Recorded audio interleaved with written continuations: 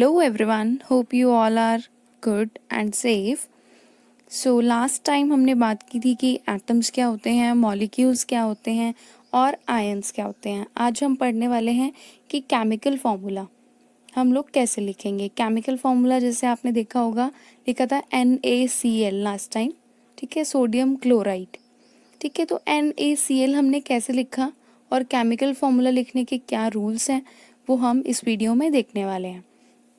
So, the chemical formula of a compound is a symbolic representation of the composition. ठीक है, अब chemical formula है क्या?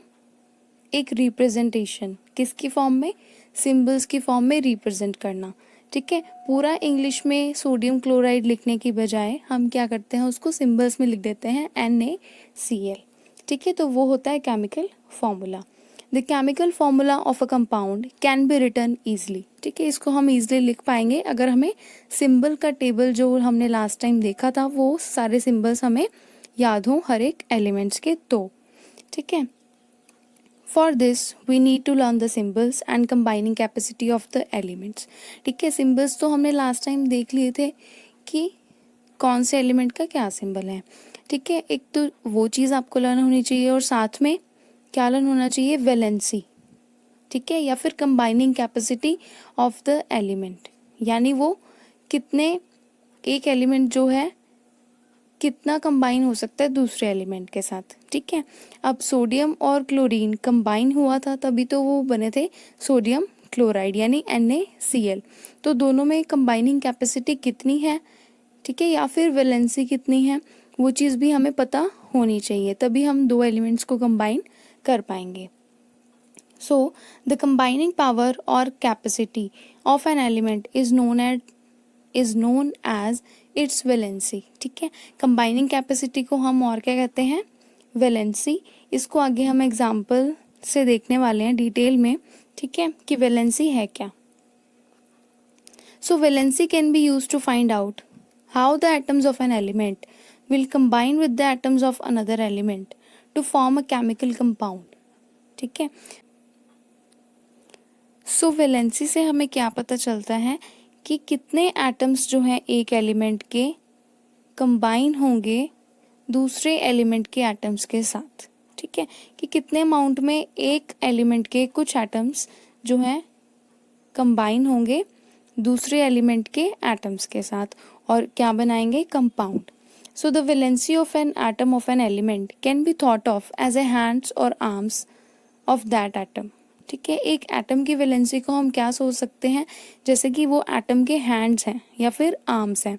ठीक है, एक एग्जांपल से देखते हैं. अब एग्जांपल क्या है कि मेरे पास एक ऑक्टोपस है.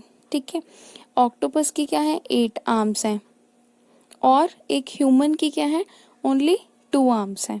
ठीक है, if one octopus has to catch hold a few people in such a manner that all the 8 arms of the octopus and both the arms of all of the humans are locked. ठीक है, अब मेरे को octopus को क्या करना है कि कितने ह्यूमंस वो कैच कर सकता है, यानी कितने ह्यूमंस को वो होल्ड करके रख सकता है. अब ऑक्टोपस के पास 8 आर्म्स हैं, तो 8 आर्म्स में क्या है, वो 2 आर्म्स में क्या है, एक एक ह्यूमन को होल्ड कर सकता है. या फिर एक ह्यूमन क्या है, अपनी एक आर्म एक ऑक्टोपस के हाथ में देगा और दूसरी आर्म जो है ऑक्टोपस की दूसरी आर्म के साथ. तो ऐसे दो आर्म्स क्या है, कंबाइन होंगी तो एक बॉन्ड बनेगा दोनों के बीच में और ये दोनों क्या है, दोनों आर्म्स लॉक्ड हो जाएंगी, यानी दोनों आर्म्स ऑक्टोपस की और दोनों आर्म्स एक ह्यूमन की लॉक्ड हो जाएंगी और ऑक्टोपस क्या है, होल्ड कर लेगा ह्यूमन बीइंग को. तो अब एक ऑक्टोपस की 8 आर्म्स है. ठीक है, 8 आर्म्स है तो वो कितने पीपल होल्ड कर पाएगा, 4. ठीक है, जैसे इस डायग्राम में आपको दिख रहा है कि वो 2 आर्म से एक पीपल को होल्ड कर लेगा, नेक्स्ट 2 आर्म से एक पीपल को, नेक्स्ट 2 आर्म से थर्ड को और नेक्स्ट 2 आर्म से 4 को. तो यानी वो 4 पीपल्स को होल्ड करके रख सकता है. ठीक है, और मैंने मान लिया कि ऑक्टोपस का सिंबल O है और ह्यूमन बीइंग का H है. ठीक है, ऑक्टोपस का सिंबल O ले लिया मैंने और ह्यूमन बीइंग का H ले लिया. तो फॉर्मूला क्या होगा, क्या आप बता सकते हो, how many humans do you think the octopus can hold, कितने ह्यूमन बींग्स को एक ऑक्टोपस क्या है, होल्ड करके रख सकता है। ठीक है, तो formula for this combination is OH4। ठीक है, O means octopus and H means human. So OH4 मतलब एक ऑक्टोपस ने क्या है 4 ह्यूमन बींग्स को होल्ड किया हुआ है, तो ये हमने उसका केमिकल फॉर्मूला बना दिया। ठीक है, तो अब वैलेंसी भी क्या है कि वो कितने होल्ड कर सकता है। ठीक है, अब एक एटम जो है कितने दूसरे एटम्स को होल्ड करके रख सकता है, वो चीज़ है वैलेंसी। ठीक है, कि उसके पास कितना खाली स्पेस है कि वो दूसरे एलिमेंट को होल्ड करके रख ले। ठीक है, या उसके साथ कंबाइन हो जाए, उसके साथ बॉन्ड बना के लॉक हो जाए। सो यहाँ पे हमारे पास एक टेबल है। ठीक है, जिस टेबल में क्या है कुछ सिंबल्स दिए गए हैं आयंस के। ठीक है, उनकी वैलेंसी भी बताई गई है। ठीक है, जैसे सोडियम है Na positive, potassium K positive, silver Ag positive. तो ये पॉजिटिव और नेगेटिव क्या थे, आयंस। ठीक है, तो उन आयंस के सिंबल बताए हुए हैं। ठीक है, तो यहाँ पे दिए गए हैं आयन के सिंबल, यहाँ पे नॉन मेटेलिक एलिमेंट्स के सिंबल बताए हैं, और यहाँ पे पॉलीएटॉमिक आयंस यानी जो काफ़ी ज़्यादा, पोली मीन्स मैनी। ठीक है, जो काफ़ी सारे एटम से मिलके एक आयन बना है उसको हमने क्या बोला है, पॉलीएटॉमिक आयन। जैसे आप देख सकते हो अमोनियम फर्स्ट वाला, तो यहाँ पे लिखा है NH4। ठीक है, N इसमें नाइट्रोजन भी यूज़ हो रखी है और हाइड्रोजन भी, तो मैनी है यहाँ पे एटम्स। ठीक है, तो उन्होंने मिलके जब एक आयन बनाया तो उसको हमने क्या बोला, पॉलीएटॉमिक आयन। तो ये सारे सिंबल्स भी आपको लर्न करने होंगे कि उनका कितना चार्ज है। ठीक है, so coming to the next point, that is rules. ठीक है, अब केमिकल फॉर्मूला को लिखने के लिए कुछ रूल्स हैं जो हमें फॉलो करने हैं। ठीक है, फर्स्ट है द वैलेंसीज और charges on the ion must balance. ठीक है, जो भी वैलेंसी है या जो भी चार्जेस हैं वो बैलेंस होने चाहिए। ठीक है, नेक्स्ट है when a compound consist of metals and a non metal, the name of the symbol of the metal is written first. For example calcium oxide, sodium chloride, iron sulphide. ठीक है, अब आप देख सकते हैं कैल्शियम ऑक्साइड में CaO, तो calcium पहले आ रहा है। ठीक है, और कैल्शियम है क्या, कैल्शियम इज अ मेटल। ठीक है, तो उन्होंने क्या बोला है कि मेटल का जो सिंबल है हम फर्स्ट लिखेंगे, उसके बाद नॉन मेटल का। ठीक है, ऐसे सोडियम क्लोराइड में क्या है, सोडियम मैंने पहले लिखा है Na और क्लोराइड बाद में, क्योंकि क्लोराइड क्या है, नॉन मेटल। ठीक है, where oxygen, chlorine, sulphur are non metals and are written at the right. ठीक है, राइट मीन्स बाद में या फिर राइट साइड पे लिखा है हमने उसको, whereas calcium, sodium and iron and copper are the metals and are written on the left, उनको हमने लेफ्ट साइड पे लिखा है। ठीक है, so in compounds formed with the polyatomic ions, the ion is enclosed in a bracket before writing the number to indicate the ratio. ठीक है, अगर पॉलीएटॉमिक आयन हम यूज़ कर रहे हैं, पॉली मीन्स मैनी। ठीक है, अगर मैनी आयन से मिलके वो आयन बना है, ठीक है, मैनी एटम से मिलके एक आयन बना है, तो उसके लिए हम लोग क्या है, ब्रैकेट्स यूज़ करेंगे। ठीक है, वो आप एग्जाम्पल में देखेंगे तो वहाँ से क्लियर हो जाएगा कि ब्रैकेट हम क्यों यूज़ करते हैं। ठीक है, in case of number of ions is 1, the bracket is not required. अगर आयन एक ही हम यूज़ कर रहे हैं कंपाउंड को, या फिर केमिकल फॉर्मूला में एक ही आयन हम यूज़ कर रहे हैं, तो हमें ब्रैकेट की कोई नीड नहीं है। ठीक है, जैसे एग्जाम्पल के लिए लिखा है NaOH। ठीक है, तो इसमें Na का भी हमारे पास एक ही आयन है और OH का भी एक ही आयन है, तो इसमें हमें ब्रैकेट की नीड नहीं है। फॉर्मूले ऑफ सिंपल कंपाउंड्स, अब हम सिंपल कंपाउंड्स के कुछ सिंपल फॉर्मूला देखेंगे कि कैसे लिखे हैं।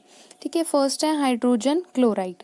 ठीक है, हाइड्रोजन का सिंबल H, क्लोरीन का सिंबल Cl, और फिर हमने क्या लिखी, valency.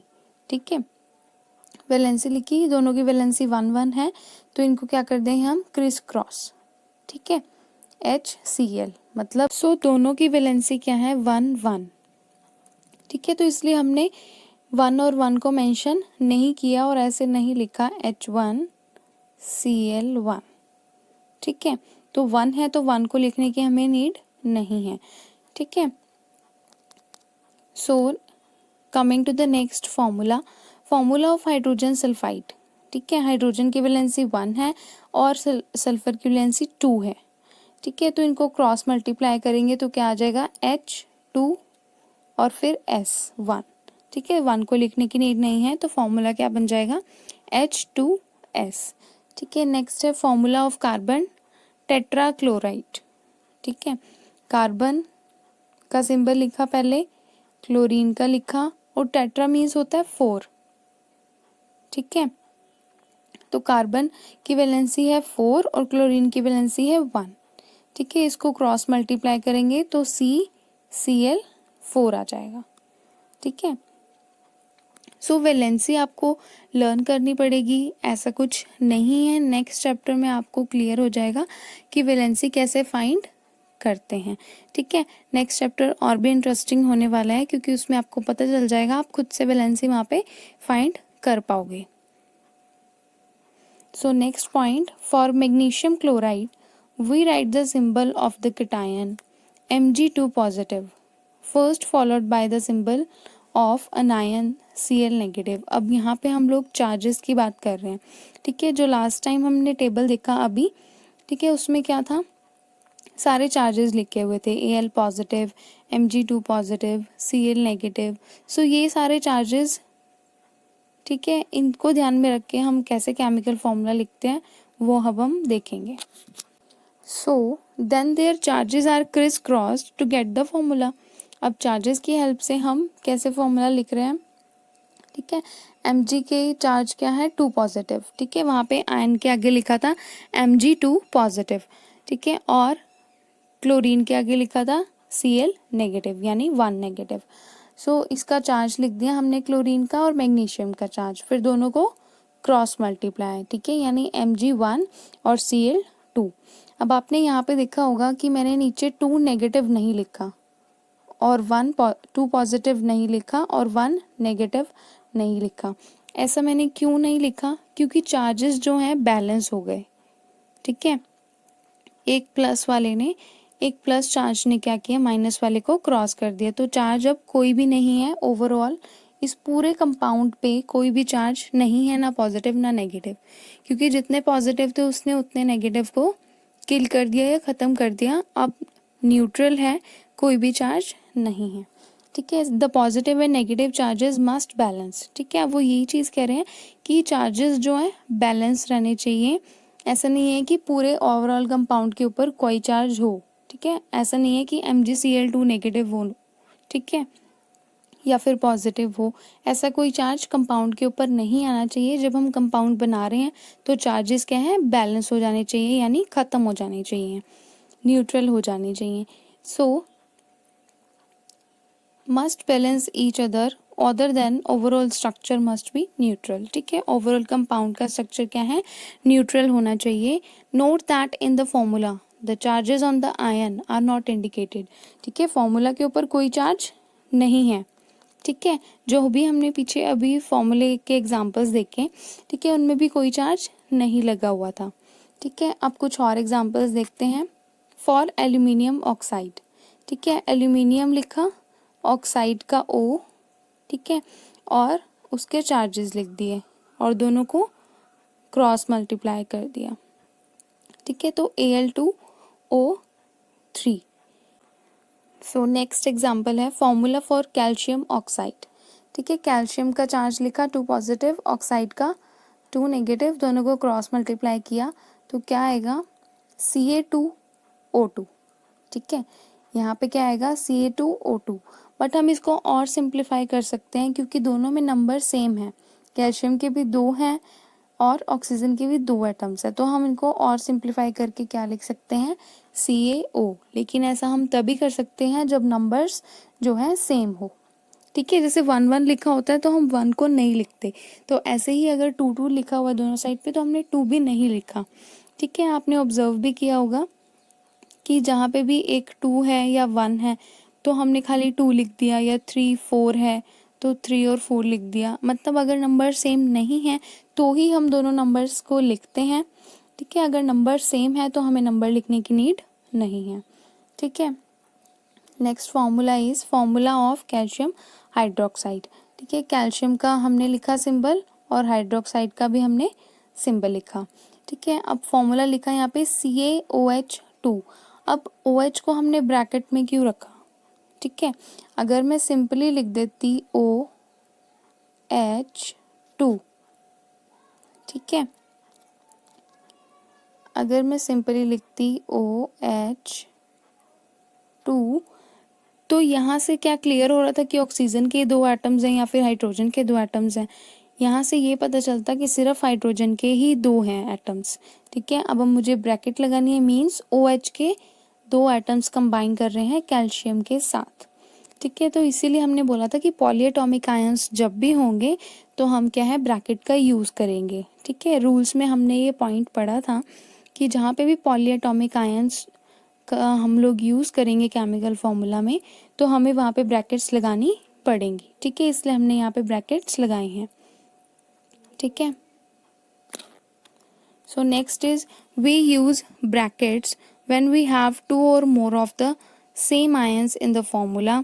Hair the bracket around OH with the subscript 2, ठीक है। सबस्क्रिप्ट मतलब नीचे उसके पैरों में लिखना सबस्क्रिप्ट होता है, ठीक है। indicates that there are 2 hydroxyl groups joined on 1 calcium atom, ठीक है।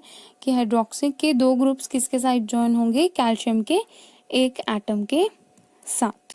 So in other words there are 2 atoms each of oxygen and hydrogen in calcium hydroxide, ठीक है। या फिर हम कह सकते हैं कि हाइड्रोक्साइड के एक एटम में क्या है, ऑक्सीजन है और हाइड्रोजन है, ठीक है।